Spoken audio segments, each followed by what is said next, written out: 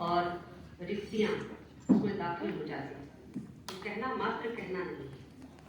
रही बात आपके सवाल की, तो मैंने हिंदी के आरंभिक स्त्री चिंतकों पर काम करते हुए पाया कि हिंदी की जो आरंभिक स्त्री चिंतक थी, जिन्होंने लगातार पत्र पत्रिकाओं में लिखा और बड़ी संख्या में, प्रभुत मात्रा में लिखा, लेकिन उनका पहला दौर, उस लेखन का पहला दौर इस बात में खप गया कि वे कितनी भारतीय थी।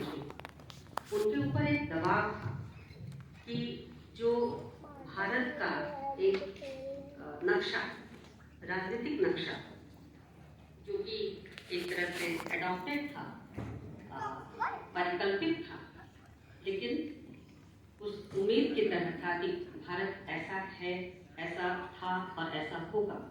इस राजनीतिक नक्शे को जिस तरह से गढ़ा गया था, उसमें जिस श्रेष्ठत्व बोध को, जिसमें बहुत इतिहास के विद्यार्थी जानते हैं, साहित्य इतिहास के विद्यार्थी भी जानते हैं कि बहुत सारे श्रेष्ठत्व बोध को डालकर एक भारत का नक्शा गढ़ा गया था और बताया गया था कि भारत कुछ ऐसी चीज़ है, भारत के लोग ऐसे हैं, भारतीयता यह है और भारतीय स्त्री ऐसी होती है। इस भारतीय स्त्री की बनावट से लेखन को तालमेल बिठाने में, खास करके स्त्री लेखन को तालमेल बिठाने में बहुत दिक्कतें आई, लेकिन स्त्रियों ने हौसला रखा, कहना छोड़ा नहीं, सहा, बहुत सहा। इतना सहा कि महादेवी को लिखना पड़ा कि अगर रुई के गोले को भी निरंतर एक दिशा में आप दबाते चले जाएं तो एक समय बाद पत्थर की तरह चोट करती है। इतना सहा, लेकिन इस सहने के इतिहास को कहने की प्रक्रिया में ढाल देना, ये इसमें भारतीय स्त्री लेखन का पहला दौर लगभग सर हो गया।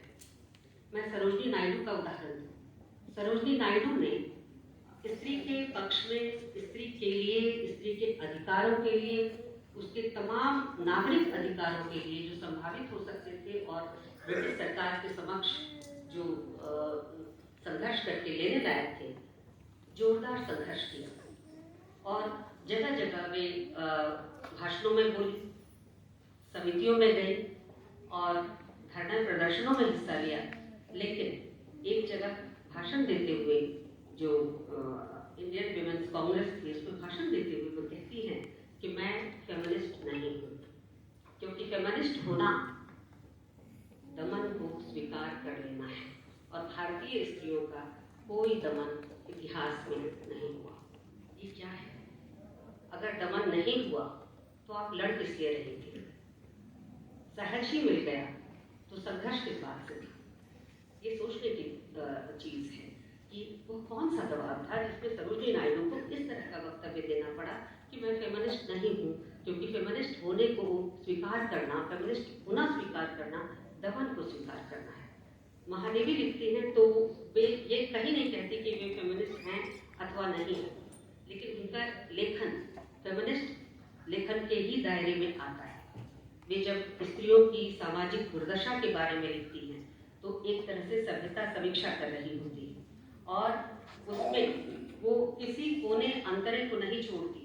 प्राचीन काल जो एक दुरत्व पर स्थित है, उसकी तरफ भी वे अपनी कल्पना और प्राप्त तथ्यों के आधार पर झांकने की कोशिश करती है। वहाँ से भी उदाहरण लेकर आती है और कहती है कि अगर कोई आदिम समाज ऐसा रहा होगा जहाँ बराबरी रही होगी, जहाँ सहमेल का भाव रहा होगा, साथ साथ चलने की इच्छा रही होगी और उस समाज के पुरुषों ने जब स्त्रियों को अपने साथ हर काम में सहयोगी पाया, तो आज ऐसी क्या स्थिति हो गई है कि स्त्रियों को घर के अंदर बंद करने की बात की जा रही है, पर्दे के अंदर रखने की बात की जा रही है, उनकी अलग से शिक्षा देने की व्यवस्था की बात की जा रही है। यहाँ तक कि मेन स्ट्रीम जो लीडरशिप थी गांधी जी की, वे भी स्त्रियों के लिए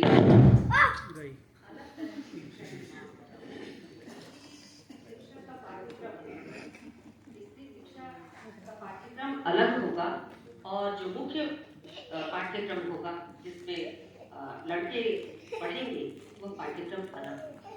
तो ऐसा क्यों? ये कंट्राडिक्शन है जिसकी तरफ मैंने उस लेख में बहुत शुक्रिया मैम आपका।